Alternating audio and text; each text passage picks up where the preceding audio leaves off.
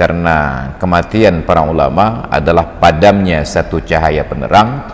Matinya orang karena musibah enggak ada masalah selama yang meninggal itu bukan para ulama. Tapi hari ini ulama itu meninggal dunia berikut-ikutan dalam waktu yang berdekatan.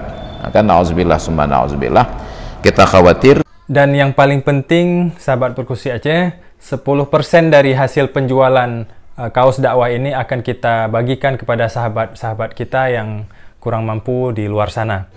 Ilmu tanyo benar, amai tanyo benar, kure tanyo benar, ngak selamat dunia akhirat. Hari ini kita merasa gundah melihat dunia ini bencana di mana-mana, walaupun sepi pemberitaan, karena itu tidak menarik bagi para pemilik televisi, karena itu barangkali mengurangi kadar kepercayaan masyarakat terhadap pemimpin. Betapa gempa yang terjadi di Sulawesi, banjir yang terjadi di Kalimantan, itu belum lagi musibah yang lebih besar daripada banjir dan gempa, daripada jatuhnya pesawat, adalah meninggalnya guru-guru kita, para ulama, mulai dari yang di Pulau Jawa kalibernya nasional sampai yang ukuran lokal bagi kita yang berada di Aceh. Karena kematian para ulama adalah padamnya satu cahaya penerang. Matinya orang karena musibah enggak ada masalah selama yang meninggal itu bukan para ulama. Tapi hari ini ulama itu meninggal dunia berikut-ikutan dalam waktu yang berdekatan. Maka na'udzubillah summa na'udzubillah, kita khawatir apa yang disampaikan oleh Rasulullah dalam nubuwat beliau, innallaha la yaqbidul ilma intiza'an yantazi'uhu minan nas. Allah tidak mencabut ilmu itu begitu saja dari dada para manusia, walakin yaqbidul ilma biqabdil ulama, tetapi Allah mencabut ilmu dengan mengambil kembali para ulama. Hatta idza lam yabqa alimun, sehingga ketika tidak ada lagi orang yang alim yang tersisa, ittakhadhan nasu ru'asa'a juhala, manusia akan melantik orang-orang bodoh untuk menjadi pemimpin. Dan pemimpin yang bodoh ini karena sudah berada pada jabatan tersebut, fasu'ilu, kepada mereka diajukan pertanyaan, karena merasa pandai sendiri, fa'aftu, mereka keluarkan fatwa tanpa ilmu. Apa yang terjadi? Fadallu, mereka sendiri sesat, wa adallu, dan kita pun disesatkan. Maka na'udzubillah, ini musibah terbesar bagi kita.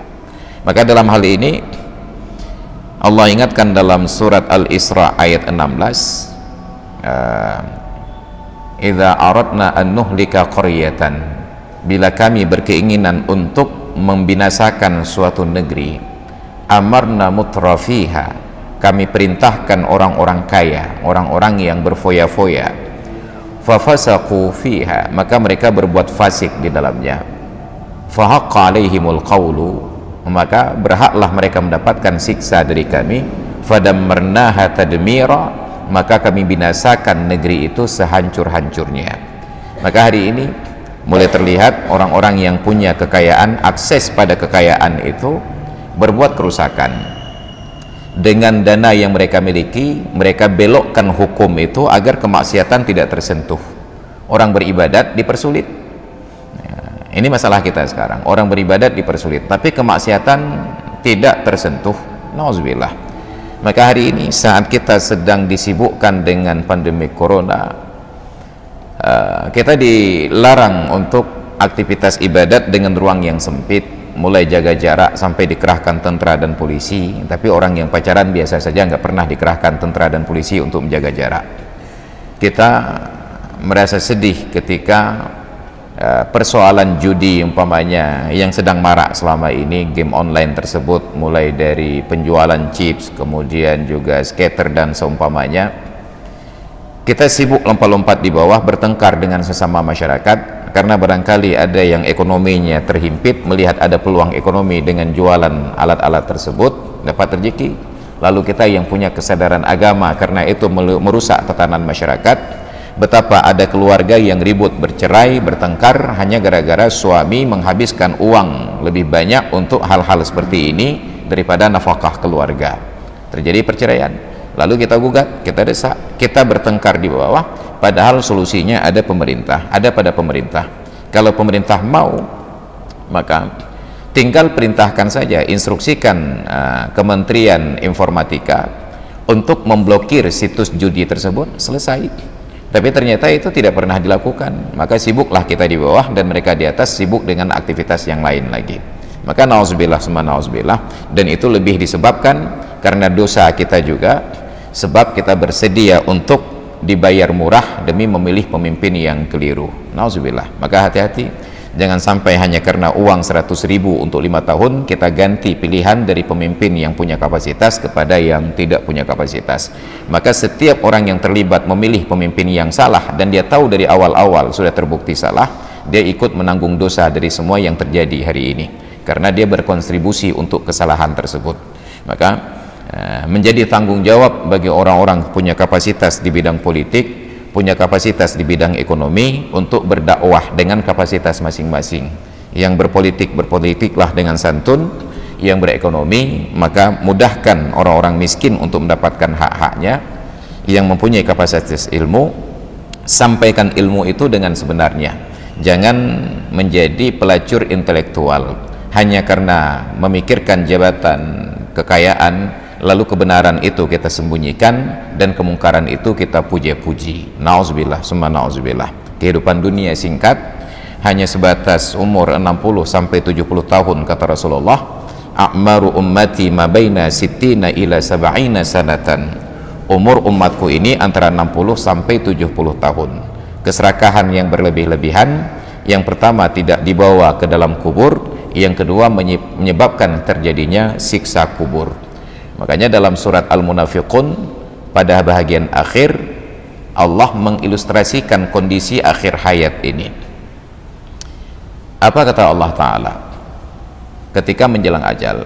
Rabbi laula akhartani ila ajarin qarib wa anfiqu mimma razaqna ya ayyuhalladzina amanu anfiqu mimma razaqnakum min qabli ay ya'tiya ahadakumul mautu. Wahai orang-orang yang beriman, infakkanlah dari rezeki yang telah kami berikan kepada kalian sebelum datang kepada salah seorang di antara kalian kematian. Saat itu fayaqula, dia berkata, Rabbi laula akhartani ila ajalin qarib. Wahai Tuhanku, kenapa tidak engkau tunda kematianku sebentar lagi? Sebentar lagi. Kenapa? Fa'as-saddaqa, saya akan bersedekah, wa akum minas salihin, dan saya akan berubah menjadi orang yang soleh. Itu orang yang beriman, yang sudah bersedekah seumur hidupnya, tetapi menjelang ajal dia masih minta waktu kepada Allah. Ya Allah, kenapa tidak engkau tunda kematianku sebentar lagi hanya untuk bersedekah lagi saja?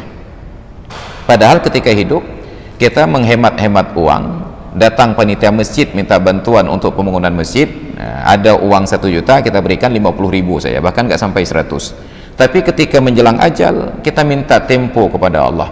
Ya Allah, kenapa tidak engkau tunda kematian saya sebentar lagi saja? Untuk apa? Fa'as-saddaqa, maka saya akan bersedekah, wa akum minas salihin, dan saya menjadi orang yang saleh. Makanya ayat yang kalau nggak salah ke-9 ini diawali dengan ayat ke-8 sebelumnya. Ya ayyuhalladzina amanu la tulhikum amwalukum wala auladukum an dzikrillah wa may yaf'al dzalika faulaika humul khasirun. Wahai orang-orang yang beriman, jangan harta kalian dan anak-anak kalian melalaikan kalian dari berzikir kepada Allah. Barang siapa yang terjadi demikian, maka mereka itulah orang-orang yang rugi. Kenapa rugi? Nanti menjelang ajal mereka lupa, ya Allah, apakah nak tunda becut? Zikir yang dimaksud menurut penafsiran para ulama bukan tentang salat di awal waktu, bukan karena kita masih melayani pelanggan ketika azan berkumandang, bukan karena kita masih membantu orang yang berhajat ketika sedang salat berjamaah, tetapi zikir yang dimaksud kata para ulama adalah haji dan zakat. Ada orang menunda-nunda haji karena kasihan anak belum kawin. Jangan naik haji dulu, ini biaya haji biarlah untuk perkawinan anak nantinya. Jangan bayar zakat dulu karena nanti beberapa hari lagi kita akan buat kenduri pernikahan anak. Ya ayyuhalladzina amanu la tulhikum amwalukum wa auladukum. Jangan anak dan harta kalian menyebabkan kalian lalai dari mengingat Allah. Begitu, padahal sudah ada niat haji, sudah mau berangkat haji tapi ditunda dulu karena anak belum kawin. Apa yang terjadi? Tiba-tiba datang kematian. Dia minta izin, ya Allah, kenapa tidak engkau tunda kematian sebentar lagi saja? Yang belum naik haji bisa naik haji, yang belum bersedekah bisa bersedekah. Fa asaddaqa wa akum minas salihin. Apa lanjutannya kata Allah ayat ke-10? Fala yuakhirallahu nafsan idza jaa ajaluha. Allah tidak akan tunda kematian siapapun yang telah tiba ajalnya. Maka selagi masih ada kesempatan untuk berbuat baik, bersedekah, bersedekahlah. Ilmu tanyo benar, amai tanyo benar, kure tanyo benar, ngak selamat dunia akhirat.